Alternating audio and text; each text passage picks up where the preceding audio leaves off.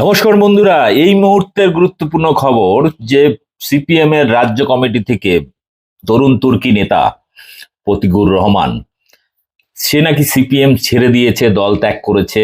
তার একটি চিঠি সোশ্যাল মিডিয়ায় বিভিন্ন ভাইরাল হয়েছে।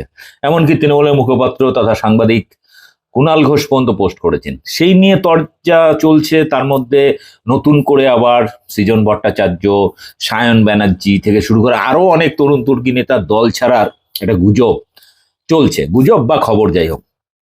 তো এর মধ্যে গতকাল রাতে যখন আমি লাইভ করছিলাম এই বিষয় নিয়ে, একদম লাইভের শেষ অংশে জাস্ট কয়েক মিনিটের জন্য প্রতিকুর রহমান ফোনটা ধরেছিলেন। তো অনেকেই অত লম্বা ভিডিও শেষ অংশটা শোনেননি। প্রত্যেকের জন্য সেই কল রেকর্ড প্রথমবার।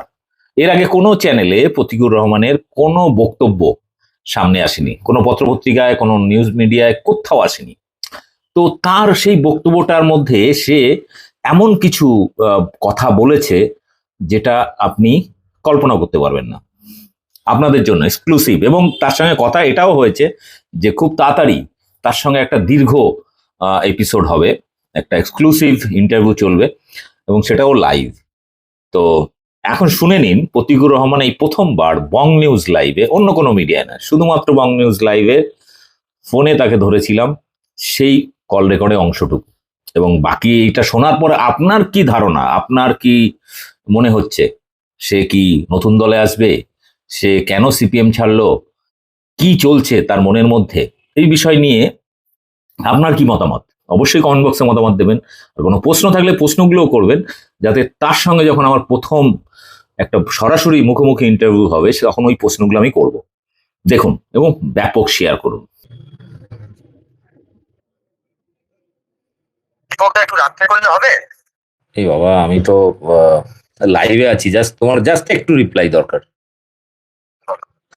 এই যে যেটা সোশ্যাল মিডিয়া চলছে তর্ক বিতর্ক, তোমার একটা পোস্ট দেখলাম যেখানে তুমি লিখেছো যে কমিউনিস্ট পার্টি আর যাই হোক, নীতি নৈতিকতা ছাড়া আর যাই হোক কমিউনিস্ট পার্টি হয় না।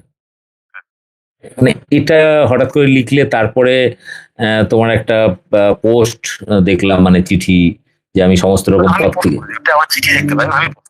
যাই হোক, মানে আমি যেটা পোস্ট করেছি যে নীতি নৈতিকতা ছাড়া আর যাই হোক কমিউনিস্ট পার্টি হয়, এটা কমিউনিস্ট পার্টি যারা করে তাদের বেসিক কথা। মানে হুম হুম এটা তো আমি শতরূপটা বলেছিলাম, সেগুলো শতরূপটাকে টার্গেট করে আমাকে বলা হচ্ছে। বিশ্বাস করুন, শতরূপটার সঙ্গে আমার কোনো ব্যক্তিগত শত্রুতা নেই, কোনো বিরোধ নেই, আমার সঙ্গে খুবই ভালো সম্পর্ক। পরে বর্তমানে ফকিরের কাকতলীয় বলে অনেকে চালানোর চেষ্টা করছে, আমি কাউকে টার্গেট করে বলিনি, আমি এরকম ভাবে টার্গেট করে পিছনে বলে না। তুমি ভবিষ্যতে কোন পার্টি যাবে কি যাবে না আমার ওই নিয়ে ইন্টারেস্ট নেই, কিন্তু আমার একটা কথা, আমি নিজে বামপন্থী ব্যাকগ্রাউন্ডের ছেলে, অনেকেই জানে এটা। যাই হোক, বিষয়টা হচ্ছে যে অ্যাকচুয়ালি আমরা যারা বামপন্থী ব্যাকগ্রাউন্ড থেকে আসে, আমরা জানি যে আমাদের কাছে ফ্যাসিস্ট এবং সাম্প্রদায়িক শক্তিটা হচ্ছে প্রধান বিপদ, মানে প্রধান শত্রু। কিন্তু আমরা বিগত 2016-র পর থেকে সিপিএম এর রণনীতি রণকৌশলের জায়গা থেকে আমরা দেখে এসেছি, তারা যতটা তৃণমূলকে প্রধান শত্রু হিসেবে দেখে এসছে, বিজেপি হিসেবে দেখেনি। এবং আমরা এই কারণে আমরা দেখেছি যে ত্রিপুরায় হতাশাজনক। আমি যে পার্টিটা করতাম, হুম হুম কেন্দ্রীয় কমিটির পার্টি কংগ্রেসের যে দলিল, সেই দলিল কিন্তু এই কথা বলে না। সেটা যাই হচ্ছে অন্য প্রসঙ্গ। ওটা তো লিখিত দলিল, কিন্তু বাস্তবে প্র্যাকটিসটা তো কিন্তু ওরকম নয়। তো আমি যে দলে ছিলাম, সেই দলের হয়ে আমি তো ডিফেন্ড করবো, এই স্বাভাবিক। ঠিক ঠিক ঠিক, স্বাভাবিক। কিন্তু এবার এখানে একটা জাস্ট প্রশ্ন, যেখানে পশ্চিমবাংলার রাজনীতি অর্থনীতি অলরেডি এখনো বিশ্বাস করি সিপিআইএম এর মধ্যে যে কোনো যারা করে, সিপিআইএম টা যারা ঝান্ডা দেখে ভালোবেসে করে, তারা মতদর্শকে ভালোবাসে, তারা যে কোনো ফ্যাসিস্ট সাম্প্রদায়িক শক্তি তাদের বিরুদ্ধে মুক্তি দিয়ে হবে, এ প্রশ্নে কোনো সন্দেহ নেই। এটা অন্য যে কোনো রাজনৈতিক দলের ক্ষেত্রে সন্দেহ থাকতে পারে, সিপিআইএম পার্টি যারা করে তারা এই প্রশ্ন তাদের কোনো সন্দেহ করা উচিত। একদম ঠিক। কিন্তু তোমরা একটা জিনিস দেখো, 2019-এর পরে তো বামেরা বা বিশেষ সিপিএম তাদের ভোটারদের ধরে রাখতে পারেনি, সমর্থকদের ধরে রাখতে পারেনি, তারা কিন্তু পুরোপুরি বিজেপিতে চলে গেল। কিন্তু এখানে আমার প্রশ্ন ছিল বারবার, সেলিম সাহেবের সঙ্গে আমার পরিচয় 2000 সালে, মানে 25 বছরের সম্পর্ক। এই প্রশ্নের আমার এখন উত্তর দেওয়ার সময় আছে। হ্যাঁ, এর আগেও আমার অনেকগুলো কথা আছে, পরেও আমার অনেকগুলো কথা আছে। ঠিক আছে, পরে একদিন দেখা হলে সরাসরি তোমাকে নিয়ে আমি এক্সক্লুসিভ লাইভ করব।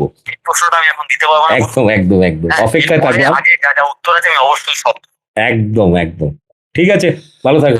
ওকে একদম। ওকে ওকে। যাই হোক, প্রতিকূলের কাছে আমার নাম্বার আছে জেনে ভালো লাগলো, অন্তত ফোন করলেই দীপকদা বলে মানে সম্বোধনটা করলো।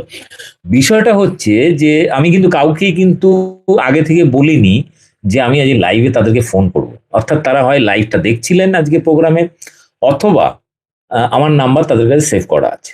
যাই হোক, বিষয়টা হচ্ছে যে আমরা সৃজনকে পাইনি, সৃজনকে একবার ফোন করার চেষ্টা করি,